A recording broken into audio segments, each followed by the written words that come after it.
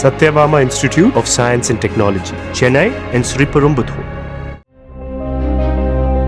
வேலூரில் பகலில் 100 degree Fahrenheit வெயில் கொளுத்திய நிலையில் இரவில் பலத்த காற்றுடன் கனமழை பெய்ததால் சாலைகளில் வெள்ளம் பெருக்கெடுத்து ஓடியது. குடியாத்தம் மற்றும் அதன் சுற்றுவட்டார பகுதிகளில் ஆலங்கட்டி மழை பெய்தது. பலத்த காற்றின் காரணமாக பல்வேறு இடங்களில் மரங்கள் விழுந்ததால் மின்தடை ஏற்பட்டதும் சாலை போக்குவரத்து பாதிக்கப்பட்டது.